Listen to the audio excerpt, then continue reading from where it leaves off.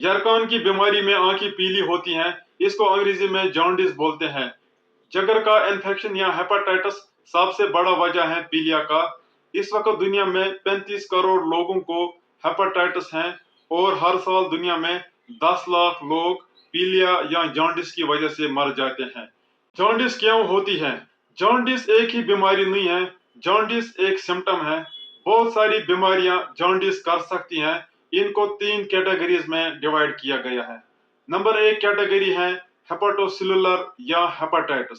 इसमें जिगर की खराबी होती है, ये सबसे बड़ा वजह है। ये खराबी वायरल इन्फेक्शन से भी हो सकती है, फैटी लिवर या चर्बी से हो सकती हैं, इम्यूनिटी की प्रॉब्लम या ऑटो इम्यून डिसऑर्डर से हो सकती हैं, शराब पीने से भी जिगर खराब होता है।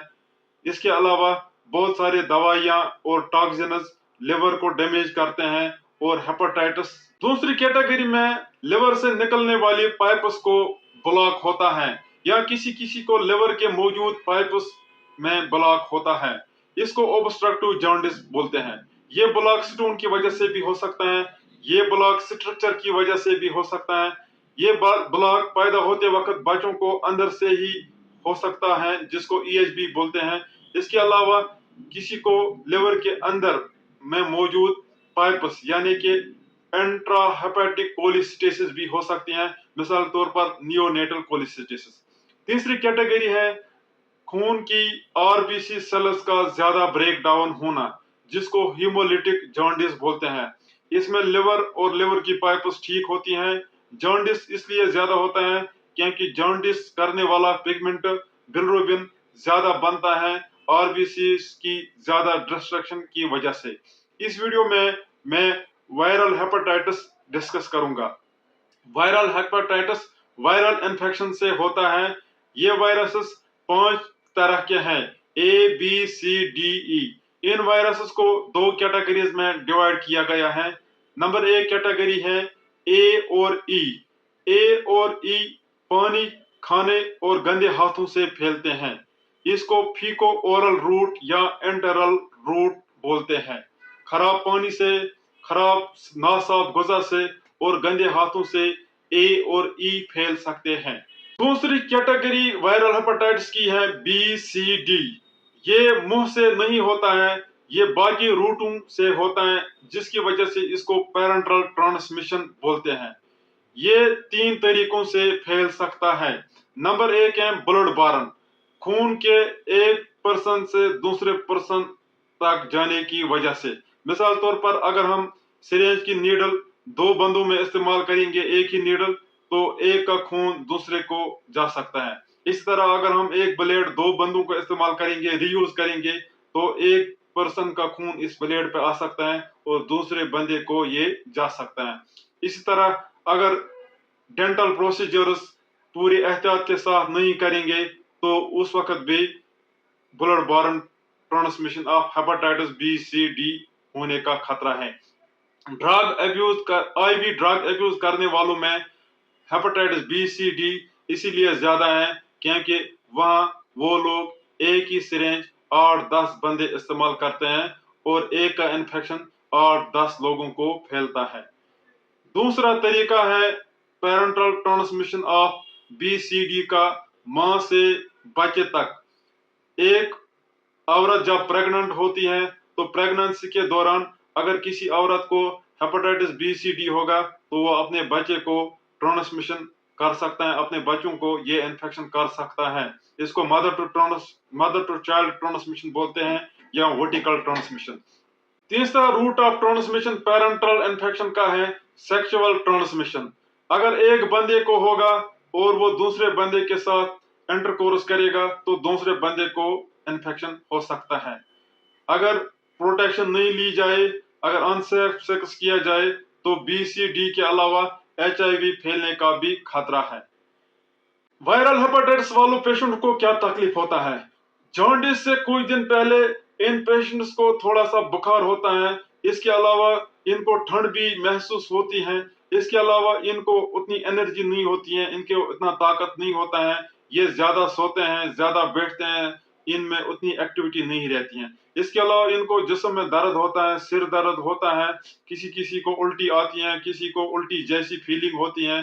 اس کے علاوہ بہت سارے ان میں پیٹ درد کا بھی بولتے ہیں, ان کو دائیں سائڈ پسلیوں کے نیچے پیٹ درد ہوتا ہے, لیور کے اوپر پیٹ درد ہوتا ہے. اس کے علاوہ ان کو کھجلی بھی آتی ہے, کسی کو جوڑوں میں بھی درد ہوتا ہے.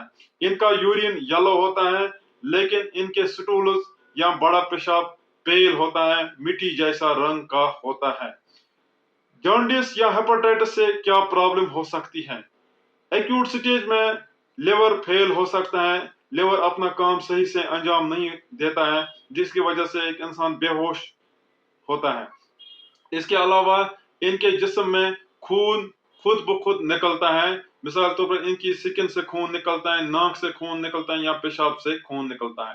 اس کے علاوہ کسی کو پیٹ میں پانی جمع ہوتا ہے, جس کو ایسائٹس بولتے ہیں.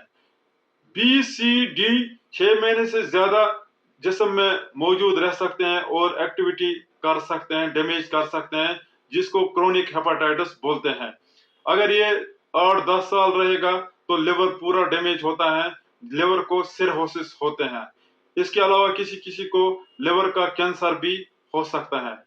سرہوسس کی وجہ سے لیور کے اندر پریشر زیادہ ہوتا ہے, جس کو پورٹل ہائپر ٹینشن بولتے ہیں, جس کی وجہ سے ان کو پھر معدے سے خون آتا ہے, الٹی کے ساتھ بھی خون آتا ہے یا پیشاب کے ساتھ بھی خون آ سکتا ہے. وائرل ہیپاٹائٹس کیسے ڈائیگنوز ہوگا؟ جانڈس والے پیشنٹس کو LFT کرنا ضروری ہوتا ہے. خالی پوائنٹس دیکھنے کا فائدہ نہیں ہے. خالی پوائنٹس 21 دن تک نوزائیدہ بچوں کو دیکھتے ہیں. ان کو ہم پوائنٹس اس لیے دیکھتے ہیں کیونکہ ان کا علاج پوائنٹس میں ہوتا ہے. ان کو LFT نارمل ہوتا ہے, ان کو خالی انکنجوگیٹڈ بلروبن زیادہ ہوتا ہے نوزائیدہ بچوں کو. اگر ان کو پوائنٹس زیادہ ہوں گے تو ان کو لائٹ کے نیچے فوٹو تھراپی رکھتے ہیں یا کسی کو خون بدلنا پڑتا ہے. لیکن 21 دن کے بعد جس کسی کو بھی جانڈس ہوگا ان کو LFT ضروری کرنا ہوتا ہے. پہلے میں ان کو یورین ایگزامینیشن ایڈوائز کرتا ہوں. یورین ایگزامینیشن میں بلروبن دکھائی دیتا ہے, جس کو کنجوگیٹڈ بلروبن زیادہ ہوگا, ہیپاٹائٹس ہوگا, سگنیفیکنٹ ہائپر بلروبن ہوگا, تو ان کو یورین میں بلروبن دکھائی دیتا ہے. یہ ایک اسکریننگ ٹیسٹ, لیکن الٹیمیٹلی جس کو بلروبن ہوگا ان کو ضروری LFT کرنا پڑتا ہے. LFT سے ہمیں پتہ چلتا ہے کہ لیور ڈیمیج ہیں یا نہیں. اس کے علاوہ ہمیں یہ بھی پتہ چلتا ہے کہ اوبسٹرکٹیو ٹائپ ہیں یا ہیپاٹائٹس ہیں. اگر انزائمز نارمل ہے, خالی بلروبن زیادہ ہے, تو یہ گلبرٹس سنڈروم ہوتا ہے. گلبرٹس سنڈروم میں بلروبن زیادہ ہوتا ہے, لیور کو ڈیمیج نہیں ہوتا ہے, LFT نارمل ہوتا ہے. گلبرٹس سنڈروم زیادہ تر 12 سال کی عمر پر ظاہر ہوتا ہے. لیکن اگر LFT میں انزائم ڈیرینجڈ ہیں تو لیور کو ڈیمیج ہوا ہوتا ہے. اگر AST ALT زیادہ ہیں تو ہیپاٹائٹس ہیں. اگر ALP زیادہ ہیں تو اوبسٹرکٹیو ہیں.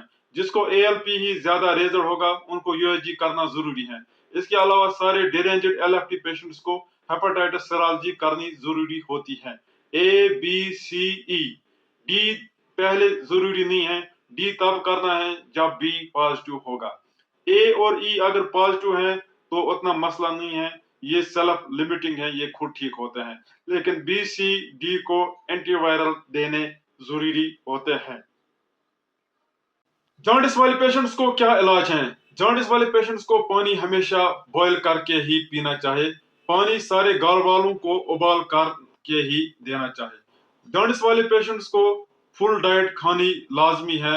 ان کو تیل بھی نارمل کھانا ہے, ان کو فروٹس ویجیٹیبلز بھی ضروری کھانے ہیں, ان کو دودھ بھی ضروری پینا ہے, ان کو میٹھی چیزیں زیادہ کھانی ہے. ہم ان کو لپٹن یا شکر والی چائے ایڈوائز کرتے ہیں.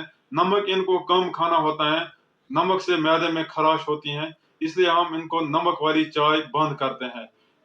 تیل ان کو بند کرتے ہیں جن کو فیٹی لیور ہوتا ہے. اسی طرح پروٹینز یا گوشت مرغے ان کو کم کرتے ہیں جو بے ہوش ہوتے ہیں, جو ICU میں ہیں, جن کو انکیفالوپیتھی ہیں. سارے پیشنٹس کو تیل بند نہیں کرنا ہوتا ہے, خالی ان کو بند کرنا ہوتا ہے جن کو فیٹی لیور ہیں, لیکن بچوں میں فیٹی لیور اتنا عام نہیں ہے. اس کے علاوہ ان پیشنٹس کو उस दर्द का दवा देना होता है जो इनको होता है। मिसाल तौर पर अगर किसी को उल्टी है तो उल्टी का दवा देना होता है, अगर किसी को ज्यादा बुखार है तो पैरास्टामोल देना पड़ता है, अगर किसी को पेट दर्द होता है तो पेन किलर देने पड़ते हैं। पैरास्टामोल ज्यादा नहीं देना चाहिए, पैरास्टामोल से लिवर डैमेज होता है। ए और ई को कोई एंटीवायरल नहीं देना है, ए और ई को खाली सपोर्टिव ट्रीटमेंट ही देना है। ये खुद ठीक होते हैं, ये जिस्म में मौजूद नहीं रहते हैं। किसी को ज्यादा सीरियस होता है उसको एडमिट करना पड़ता है, लेकिन जिनको थोड़ा ही है, जो ज्यादा सीरियस नहीं है, जो ठीक ठाक से खाते पीते हैं चलते हैं, उनको एडमिट करने की जरूरत नहीं है। उनको नॉर्मल गुज़ा और कुछ दवाई देने होते हैं। लेकिन बी सी को एंटीवायरल्स देने पड़ते होते हैं। बी सी खुद ठीक नहीं होते हैं, बी सी क्रोनिक स्टेज में जा सकते हैं। सी को एक्यूट स्टेज में भी एंटीवायरल्स देने होते हैं, except for pregnant women and children less than 3 year age. सी को आज नए एंटीवायरल्स आए हैं जो 3 से 6 महीने को देने होते हैं। ये antivirals direct acting antivirals 95% patients में पूरा क्योर करते हैं within 3 months to 6 months. ये एक्यूट स्टेज में भी देने होते हैं एक्सेप्ट फॉर अबाउट 2 कंडीशंस, लेकिन क्रोनिक में ये सारों को देने जरूरी होते हैं। हेपेटाइटिस बी को एंटीवायरल्स तब ही देते हैं जब क्रोनिक हेपेटाइटिस बी होगा। एक्यूट स्टेज में वेट करते हैं क्योंकि मेजॉरिटी में ये खुद क्लियर होता है। 6 महीने से ज्यादा जिस किसी को भी हेपेटाइटिस बी पॉजिटिव होगा उनको बहुत सालों के लिए एंटीवायरल्स देने पड़ते हैं, और किसी को लाइफ लॉन्ग यानी कि पूरी उम्र में एंटीवायरल्स खाने पड़ते हैं। जॉन्डिस से बचने के लिए क्या करना चाहिए? हेपेटाइटिस ए और बी से बचने के लिए इनके वैक्सीन करने चाहिए। हेपेटाइटिस बी वैक्सीन हॉस्पिटल्स में फ्रीली अवेलेबल है। ये पैदा होते वक्त से ही शुरू करते हैं। ये बच्चों को जरूरी करने चाहिए, ये मिस नहीं होनी चाहिए। इसके 4 डोजेस हैं। Hepatitis A vaccine privately available है। 1 साल की उम्र से ये शुरू करते हैं। 2 डोजेस ये भी करने चाहिए, जो अफोर्ड करेगा तो उनको करना चाहिए। हेपेटाइटिस ई का वैक्सीन भी बन गया है, लेकिन ये भी यहाँ पे अवेलेबल नहीं है। सी और डी के लिए अभी वैक्सीन नहीं है। इसके अलावा हेपेटाइटिस ए और ई से बचने के लिए पानी हमेशा उबाल कर ही पीना चाहिए, खाना साफ सुथरा खाना चाहिए, स्ट्रीट फूड एहतियात के साथ खाना चाहिए अगर कोई खाएगा, हाथ साबुन से धोने चाहिए खाने से पहले और पेशाब करने के बाद। बी सी डी से बचने के लिए सिरिंज हमेशा नया ही इस्तेमाल करना चाहिए, इंजेक्शन ज्यादा नहीं करने चाहिए, ब्लेड हमेशा नया यूज करना चाहिए, पूरा चेक करना चाहिए कि नया ब्लेड इस्तेमाल किया गया है या नहीं, वरना ट्रिमर ज्यादा सेफ है। इसके अलावा ड्रग अब्यूज नहीं करना चाहिए, ड्रग अब्यूज से हेपेटाइटिस बी सी HIV फैलते हैं। इसके अलावा माँ को हेपेटाइटिस बी सी टेस्ट जरूरी करना चाहिए। एक प्रेग्नेंट औरत को अगर इनमें कोई है तो उसका इलाज पूरी तौर करना चाहिए। इसके अलावा अनसेफ सेक्स नहीं करना चाहिए, अगर कोई शक है तो कंडोम का इस्तेमाल करना चाहिए।